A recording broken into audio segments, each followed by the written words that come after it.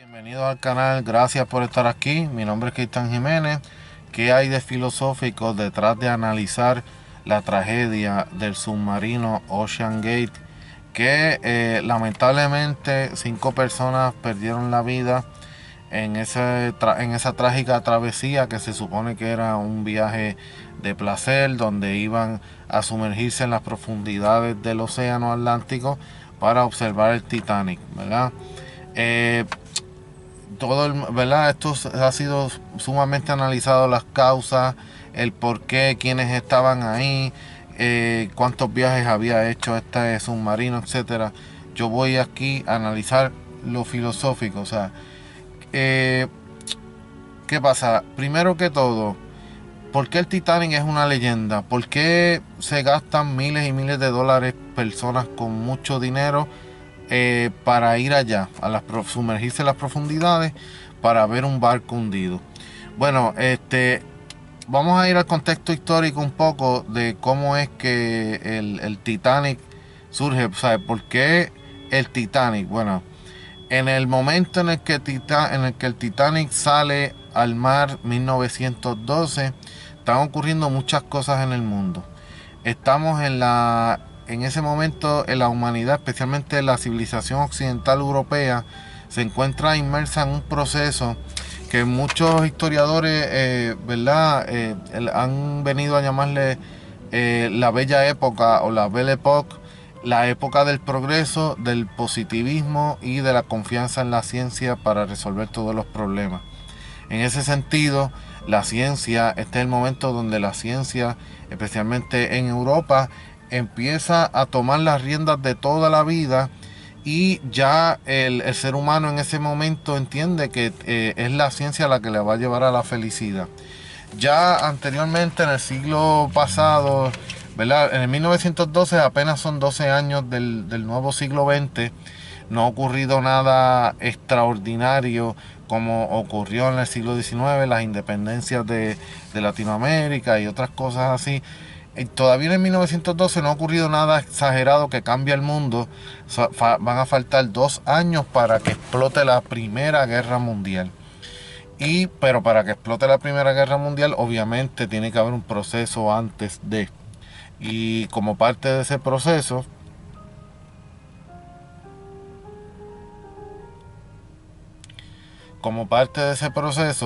pues entonces tenemos una competencia acérrima, ¿verdad? Una competencia grande entre las potencias europeas emergentes, las potencias industriales científicas desarrolladas, especialmente Alemania, Inglaterra, Francia y por supuesto los Estados Unidos. Vamos a decir que esos son los grandes, aunque hay muchos más obviamente. ¿Y qué pasa? En ese momento todavía no está claro qué va a pasar con esa competencia esa competencia tanto económica, industrial, científica, filosófica, política. En todos los ámbitos hay una competencia entre las naciones. Precisamente el nacionalismo, otro de los sentimientos colectivos que viene a explotar de una manera apocalíptica en la Primera Guerra Mundial, 1914.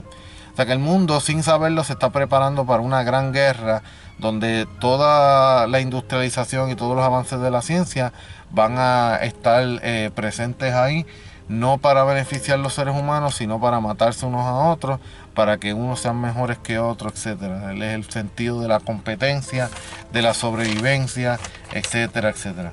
Ya que tenemos ese marco ahí, el Titanic se enmarca, valga la redundancia, en ese sentido de competencia. Fíjense que se supone que era el barco más brutal de la historia en ese momento, el más grande. Se rumoraba que nada lo podía hundir, etcétera, etcétera. Así que otra vez vemos en el sentido, ¿verdad? En todo lo que se formó alrededor del Titanic, todo lo que se decía, pues obviamente tiene como contexto ese sentimiento humano. Y obviamente es bien importante recalcar de que todavía no había explotado la Primera Guerra Mundial. O sea que todavía el ser humano no entiende que se puede autodestruir con las propias armas y de que tiene que hacer algo. El ser humano va a venir a entender eso quizás después de la Segunda Guerra Mundial, y veremos, porque todavía siguen habiendo guerras.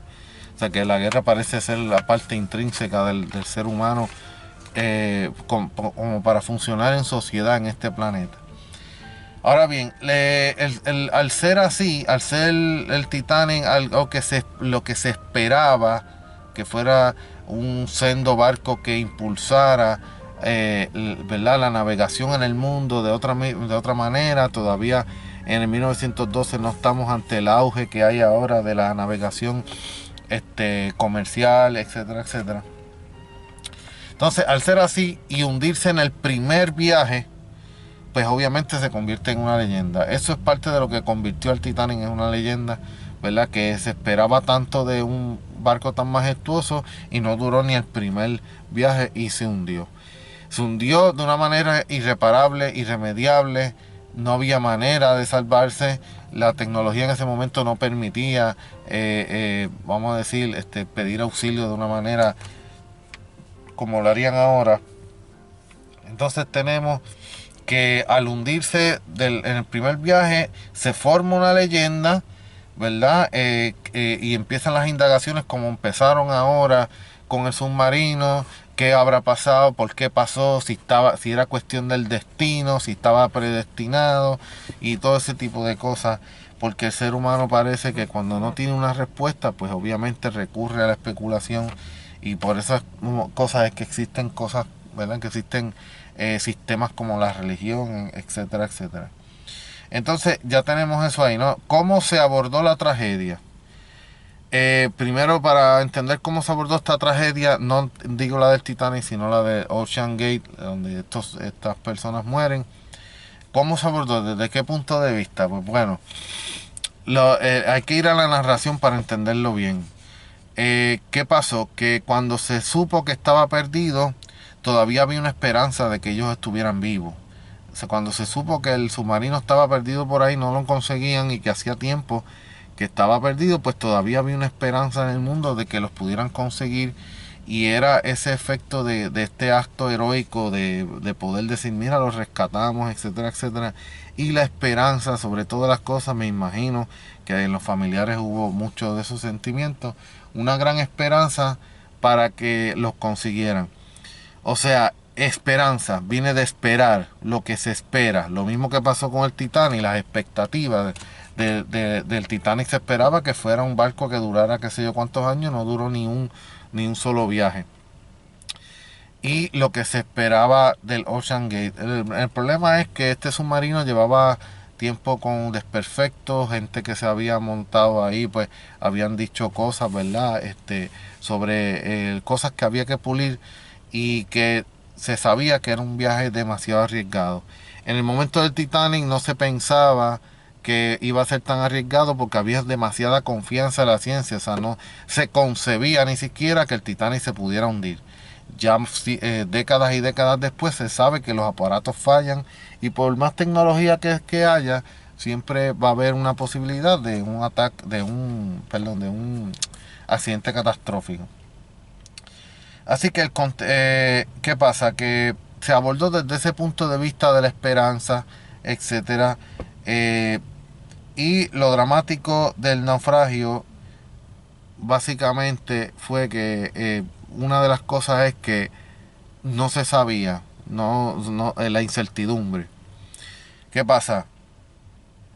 Una vez, una vez se sabe, aun cuando no consiguen los cadáveres, se sabe que no pueden estar, no hay manera de que estén vivos, pues ya como que el sentimiento es como que tirar la toalla y es por lo menos dejar de hacer una misión de rescate y empezar con una misión de recuperación de los cuerpos.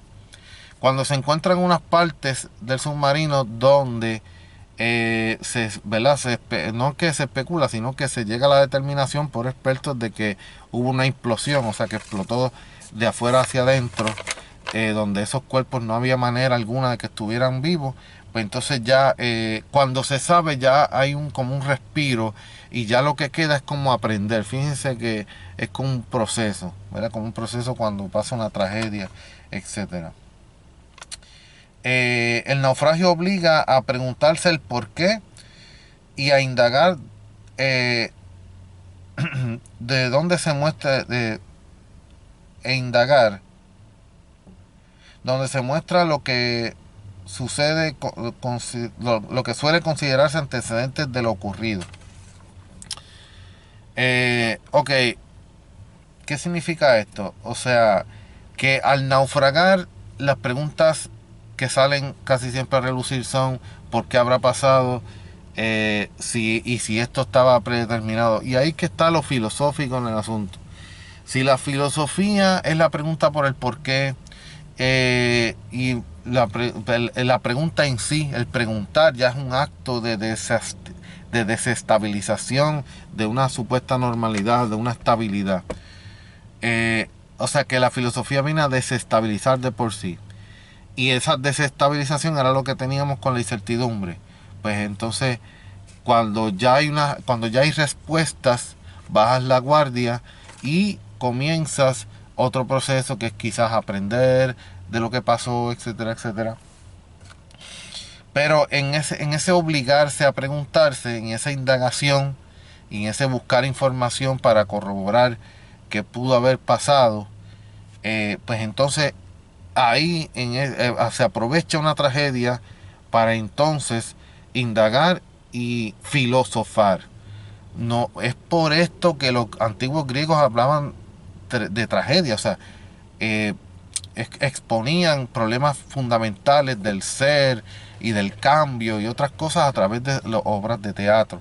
Y las obras de teatro eran trágicas, como la de Edipo y otros más, porque en lo trágico, en el sufrimiento, es que está la posibilidad de cambio. Las ruinas son el camino a la transformación, decía Thomas Hope, y así muchos pensadores han encontrado en la tragedia, en lo apocalíptico, en lo catastrófico, ha encontrado la oportunidad de resurgir. El no tener información obliga a la indagación, como ya dije, y otra pregunta filosófica que surgió en el proceso es cómo pudieron haber sido estos últimos minutos de vida, ¿verdad? Si ellos sabían, ahora, si ellos sabían ¿verdad? Si se pusieron nerviosos y paranoicos, etcétera, etcétera, etcétera.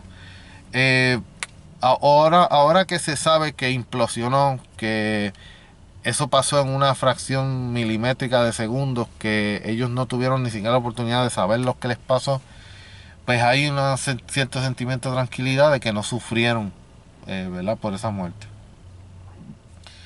Aquí a lo filosófico voy de cómo se aborda, o sea, cómo es que recibes toda esta información y cómo la procesas.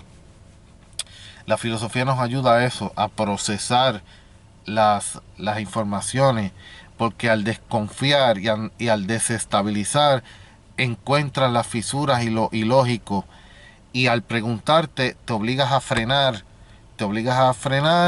al impulso que te lleva rápido a pensar, a tomar una conclusión automática. Las conclusiones automáticas pues no son conclusiones, no son producto de un proceso, sino es producto muchas veces de un estereotipo, de una reacción automática que uno aprende culturalmente casi siempre hablando.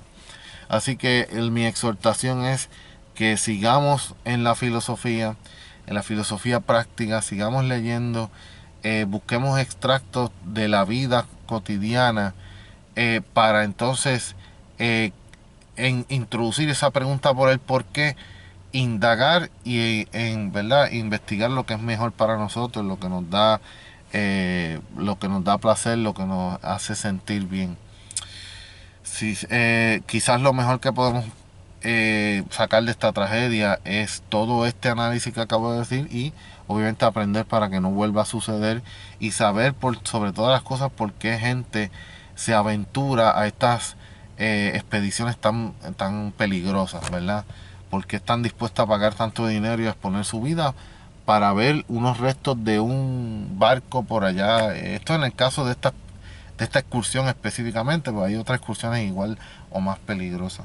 Así que si los misterios, las leyendas invitan a tomar esos riesgos, muchas veces por querer ser el primero o los primeros en indagar o investigar un tema, o por pertenecer a una élite en el sentido de que son muy poca gente en el mundo que ha llegado a ver el Titanic y no, yo quiero ser uno de esas pocas gente para tener que contar, para ponerte en valor frente a otras personas. Así que hay que analizar todo eso para ver cuál es el sentido real de ver, de arriesgarse tanto para ver unas ruinas, cuando ya esas ruinas están en documentales en todos lados y las puedes ver, ¿verdad? Así que aquí también podemos, quizás para cerrar este video, proponer el estudiar filosóficamente el peligro, ¿verdad? Porque es que estamos dispuestos a correr peligro con tal de pasar una experiencia. Así que nada, lo dejo ahí. Gracias por estar aquí. Nos vemos en la próxima.